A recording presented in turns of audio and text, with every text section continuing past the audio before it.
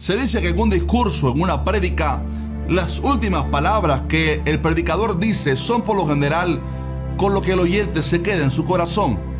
Jesús en la cruz dijo 7 frases o 7 palabras muy escogidas para cumplir las profecías.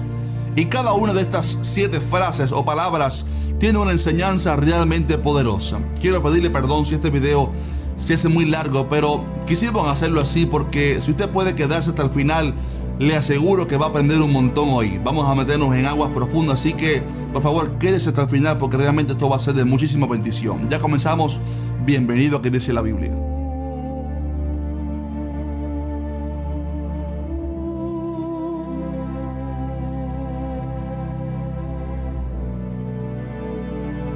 ¿Qué tal? Dios te bendiga mucho, bienvenido a nuestro canal. Aquí subimos videos semanalmente para responder a tus preguntas bíblicas acerca de Dios. Así que por favor suscríbete a nuestro canal y activa la campana de notificaciones para que no te pierdas ninguno de nuestros videos. Entrando en el tema de hoy, queremos ir paso por paso cada una de las 7 frases y ver lo que significa. En primer lugar, Lucas 23:34 nos deja plasmada la primera palabra o frase que Jesús dijo en la cruz.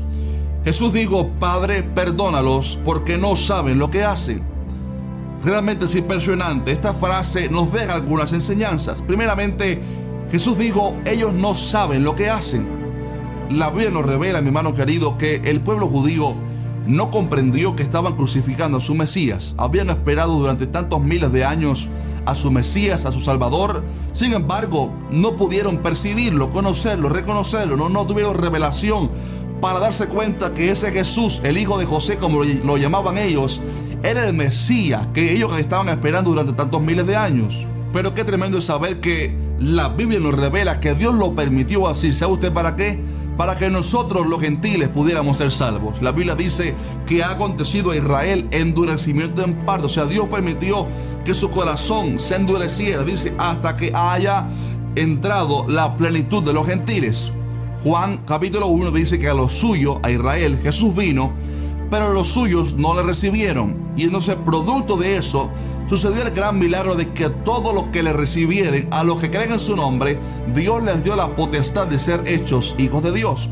En palabras simples, esto significa que la salvación era únicamente para los judíos. Jesús vino a los israelitas, a los judíos, pero Dios permitió que el corazón de esta gente se endureciera. ¿Para qué? Para que al ellos rechazar a Jesús, ahora la puerta de la salvación se abriera para todo gentil, para toda aquella persona que reciba a Jesús a través de la fe.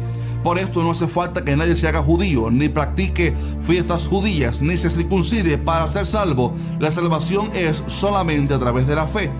Pero lo que más nos sorprende sobre esta palabra de Jesús fue cómo en el momento más difícil de su carrera ministerial le pidió al Padre que perdonara a sus agresores, a sus ofensores.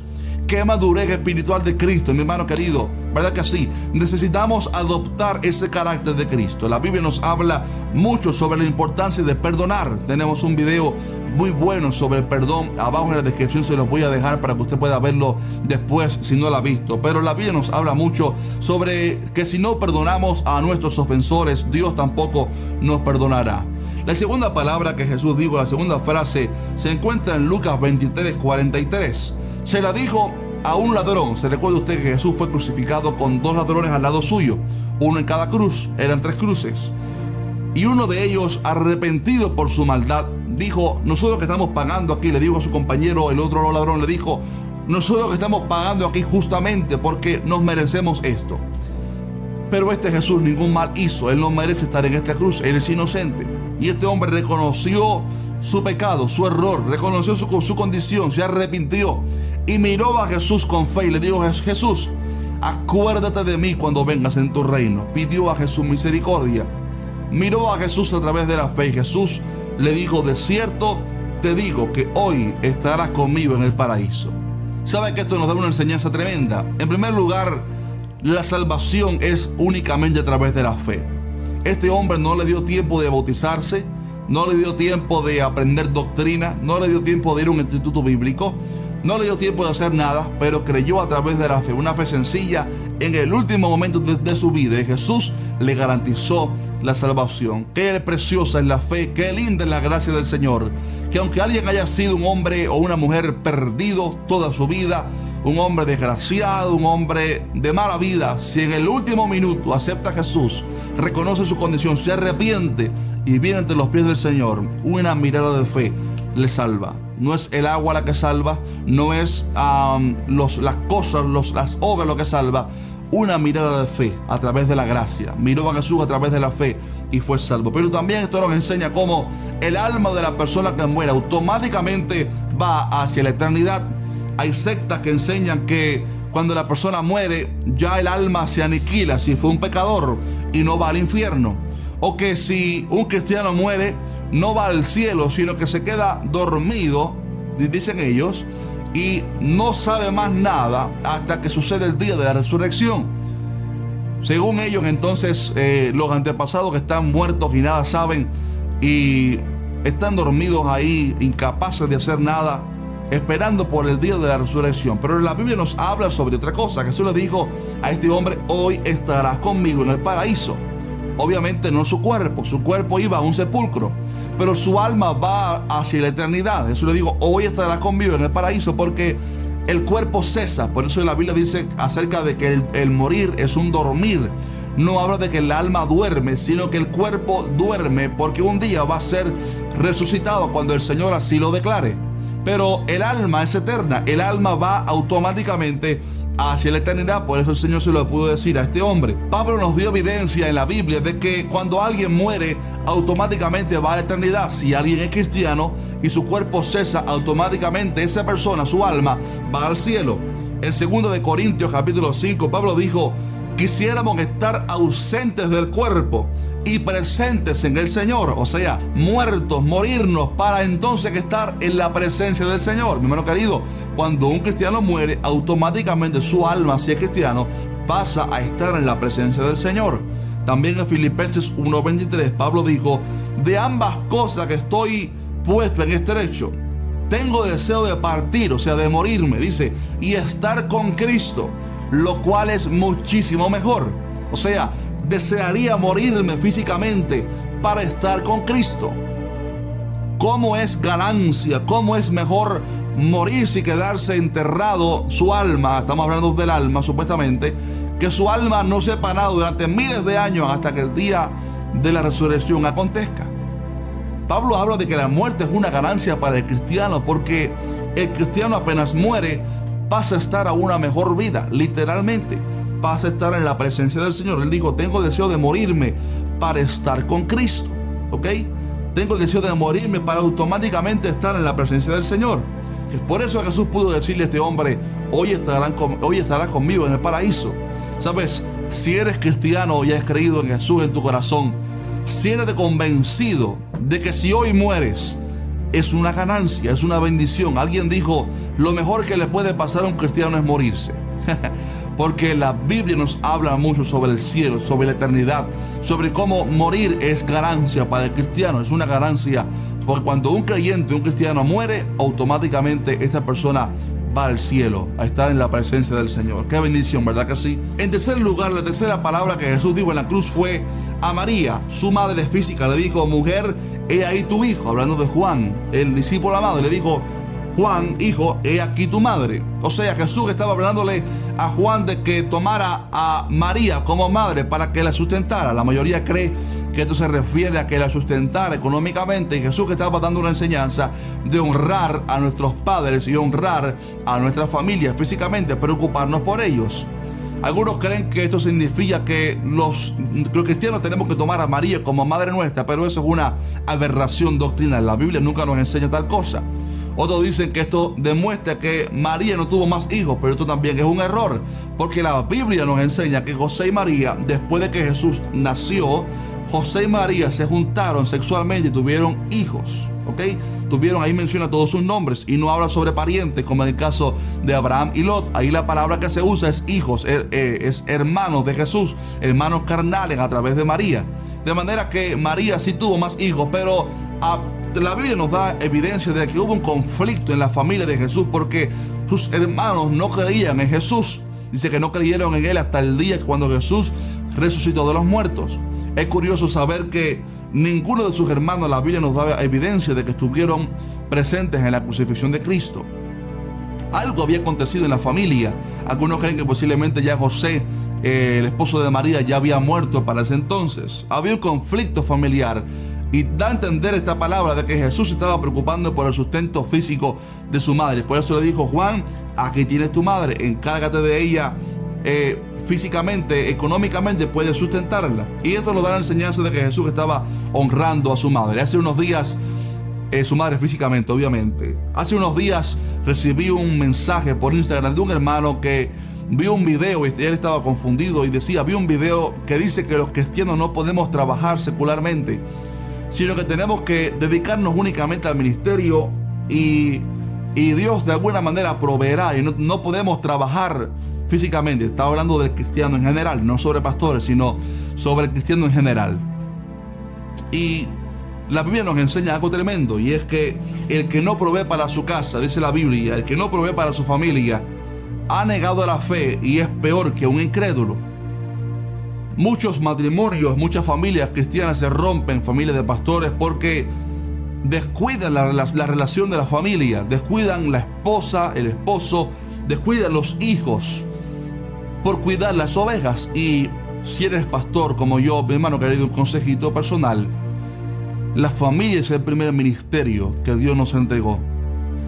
Si descuidamos nuestra familia, no podemos cuidar la iglesia. De hecho, para cuidar la iglesia, en Timoteo, Pablo dijo que primero tiene que sujetar bien su casa, tener su casa en orden, bajo sujeción, porque la familia es nuestra primera iglesia. Tenemos que cuidar nuestra familia, cuidar nuestros hijos, proveer para ellos. Pero un cristiano en general no puede negar el sustentar a su familia, no puede negarse a trabajar, porque si no sustenta a su familia, dice la Biblia, de que ha negado la fe y es peor que un incrédulo. Jesús le recriminó a los fariseos de que ellos no le daban el sustento a sus padres, no les ayudaban económicamente, con la excusa de que el dinero que supuestamente iba destinado para ellos lo dedicaban para el corbán, o sea, para la obra de Dios. Pero una cosa no podía quitar otras. Hay un mandamiento de honrar a nuestra familia, de proveer a nuestra familia. Mi hermano querido, por favor, preocúpate siempre en no ser luz únicamente afuera y tinieblas adentro, sino poder ser luz en tu casa también, y que tu familia te honre y te vea como un hombre que provee para la casa, que provee para la familia. Es importante que cuidemos la familia. Repito, la familia, el hogar, es nuestro primer ministerio. La cuarta palabra que Jesús dijo fue Elí, Elí, lama sabactani, que significa: Dios mío, ¿por qué me has desamparado? Hay mucha controversia para los que no comprenden esta palabra, porque algunos dicen, bueno, la conexión entre Jesús y el Padre se rompió. No hubo comunión entre Jesús y el Padre durante unas horas. Pero si decimos eso, tendríamos que decir que entonces Dios no existió por unas horas, porque Jesús obviamente estaba orando a alguien. Algunos no creen en la Trinidad, pero ¿a quién estaba orando Jesús entonces? ¿Estaba acaso Jesús haciendo una pantomima, un drama? ¿Estaba haciendo un show Jesús? ¿A quién le estaba orando? Le digo, Dios mío, Dios mío. Los cristianos creemos que que Dios es un Dios trino, Padre, Hijo y Espíritu Santo. Dios no son tres dioses, sino que es un Dios en tres personas. Y si la comunión entre el Padre y el Hijo se rompió durante unas horas, tendríamos que decir que entonces Dios no existió por unas horas, y eso obviamente es un error. Esta palabra de Jesús, Dios mío, ¿por qué me has desamparado?, no significa que el Padre desamparó al Hijo, sino que Dios desamparó la parte humana de Jesús. Y eso lo explico. Jesús fue la única persona en la tierra que compartía dos naturalezas. Él era y es divino, 100%, fue divino. También fue humano. En algunos momentos de su ministerio actuó de manera divina. Tus pecados te son perdonados, le dijo a un hombre. En otros momentos actuó desde su lado natural, humano, desde su naturaleza humana. Por ejemplo, dijo un día: el Padre es mayor que yo. ¿verdad que sí? Y en este caso en la cruz también estaba hablando desde su lado humano. De hecho, es la única vez en la cruz que Jesús dijo, Dios mío, Dios mío. Siempre Jesús le hablaba, Padre mío, Padre, perdónalos, porque no saben lo que hacen. La comunión de Jesús con el Padre, del Hijo con el Padre, estaba tan vigente, tan conectada, valga la redundancia, que Jesús momentos después controló su propia muerte, ¿verdad que sí? O sea, nunca se rompió la comunión entre el Padre y el Hijo. Lo que pasa es que Jesús no llevó el pecado sobre su lado divino, sobre su humanidad, porque Dios no puede contaminarse con el pecado. La Biblia nos enseña que Jesús llevó el pecado sobre su carne, sobre su cuerpo. La palabra nos enseña que al que no conoció pecado, a Jesús nunca hizo pecado, nunca pecó, pero al que no conoció pecado, por nosotros Dios lo hizo pecado para que nosotros fuésemos hechos justicia de Dios en él. O sea, para que usted y yo fuésemos perdonados de nuestros pecados, el Padre tuvo que derramar la ira sobre Jesús y en su cuerpo fue hecho pecado. Jesús, en su lado divino, en su divinidad, nunca se contaminó con el pecado, pero en su cuerpo fue hecho pecado por nosotros. Recibió la ira del Padre por amor a nosotros. Cuando Jesús dice, Dios mío, ¿por qué me has desamparado? Está hablando desde su lado humano. En su humanidad, en su carne, fue que Jesús llevó nuestros pecados. Él no dijo, Padre, ¿por qué me has desamparado? Repito, la comunión entre Padre e Hijo no se rompió. Fue el lado, digamos, humano de Jesús el que llevó el pecado, el que sintió la separación de Dios. Esto nos enseña que el pecado, mi hermano querido, nos separa de Dios. Jesús, en su lado humano, en su humanidad, sintió la separación de Dios, producto del pecado. Por esto dijo, Dios mío, ¿por qué me has desamparado? Romanos 8:3 dice que a causa del pecado, Dios condenó al pecado en la carne. De manera que Jesús llevó el pecado sobre su cuerpo. Dice Isaías 59, vuestras iniquidades han hecho división entre vosotros y vuestro Dios. Hablando de que el pecado nos separa de Dios. Y esa fue la separación que Jesús en su lado humano sintió de Dios. Repito, Jesús nunca pecó, pero Dios cargó en su cuerpo, en su humanidad, el pecado del hombre, el castigo por nuestros pecados. No en su divinidad, repito, porque Dios no puede contaminarse con el pecado. Por esto el Verbo tuvo que hacerse carne. Por eso Jesús tuvo que venir y hacerse hombre, porque tenía que ser un hombre en su humanidad, en su carne, que cargara el pecado, que cargara el castigo por todos nuestros pecados. En quinto lugar, Jesús dijo, tengo sed. Esto está en Juan 19:28. Sabe que Jesús su cuerpo estuvo pasando por una deshidratación a causa de la pérdida de sangre. Él dijo esto para cumplir la palabra profética del Salmo 22, versículo 15, que dijo, como un tiesto se secó mi vigor y mi lengua se pegó a mi paladar, y en mi sed me dieron a beber vinagre. Él lo dijo para demostrar que estaba sufriendo, que estaba padeciendo por amor a nosotros, y así se cumplió la profecía de que le dieron vinagre entonces en vez de agua. ¿Sabe que esto nos enseña de que Jesús realmente sufrió la cruz? Hay una falsa doctrina que dice que el Padre anestesió al Hijo para que no sufriera y para que no sintiera el dolor de la cruz. Pero esto es un error. La obra de Jesús en la cruz no fue un drama, ni fue un show, ni fue una mentira. Jesús, dice la Biblia, que sufrió la cruz.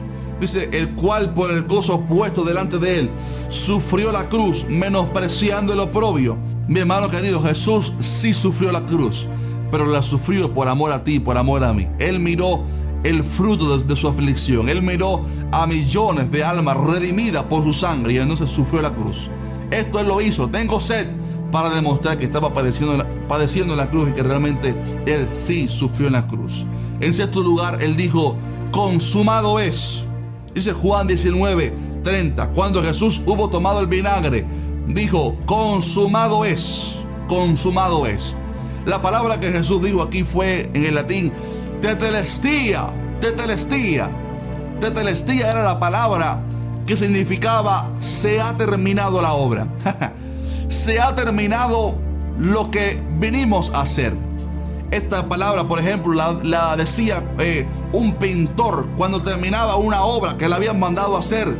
Y el juez decía: tetelestía, la obra está perfectamente terminada. Esta palabra era también la que un hombre de poder, un soldado romano, decía cuando habían ganado una guerra, cuando habían ganado una batalla y habían vencido a los enemigos. Este hombre, este general, gritaba tetelestía, que significaba consumado es, hemos terminado, hemos tenido la victoria, aleluya. ¿Sabes, mi hermano querido? Jesús terminó la obra en la cruz. Muchas veces Satanás intentó interrumpir el plan y el propósito de Dios para que usted y yo no fuésemos salvos, pero Jesús fue obediente hasta la cruz, y porque fue obediente pudo llegar a esa cruz y decir: Padre, tetelestía, Señor, Padre mío, he terminado la obra, he acabado la obra de redención para el hombre, aleluya. El hombre está perdido, pero hoy he terminado la obra para que mi sangre los limpie, los purifique, los perdone, aleluya. Hermano querido, Jesús fue capaz de terminar su obra en la cruz porque te amó a ti y me amó a mí. Dice Filipenses 1:6 que el que comenzó en nosotros la buena obra la perfeccionará hasta el día de Jesucristo. Cada uno de nosotros es imperfecto. Yo soy muy imperfecto, cometo muchos errores, pero si estamos en Cristo tenemos la garantía de que si estamos en su mano, Él nos perfeccionará. Él nunca deja una obra a mitad, a medias. Él terminó la obra y pudo decir tetelestía. En séptimo lugar, Jesús dice la palabra, Lucas 23:46. Entonces Jesús, clamando a gran voz, dijo: Padre, en tus manos encomiendo mi espíritu. Y habiendo dicho esto, expiró. En otro pasaje dice: Jesús, inclinando la cabeza, entregó el espíritu. Todo el mundo cuando muere y entonces inclina la cabeza. Pero Jesús inclinó la cabeza primero y entonces dijo: Padre, entrego mi espíritu. ¿Sabe que Jesús estaba en total control de su crucifixión? Alguien preguntó una vez: ¿qué fue lo que mató a Jesús? ¿Quién lo mató? ¿Los romanos? ¿Los judíos? ¿Fueron los clavos los que lo mataron? Jesús dijo: a mí nadie me quita la vida, yo mismo la doy por amor. Jesús nadie lo mató. Jesús dio su propia vida por amor a nosotros. Él estaba en total control en la cruz. Inclinó la cabeza y dijo: entrego mi espíritu. Y ahí quedó culminada la obra, el sacrificio de Jesús en la cruz. Mi hermano querido, el trabajo de la cruz de Jesús fue un éxito tremendo.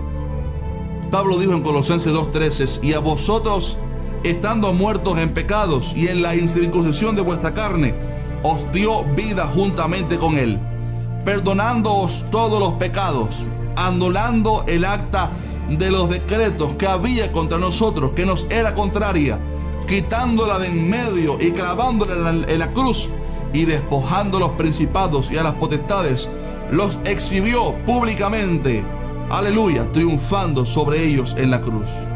Fue ahí en la cruz que Jesús obtuvo la victoria para ti y para mí.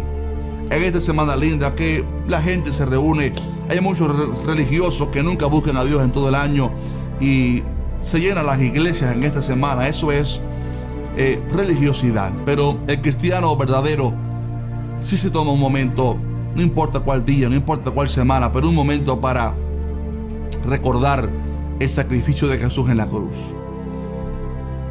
Si Jesús no hubiera muerto por ti y por mí, usted y yo tendríamos que pagar por nuestros pecados.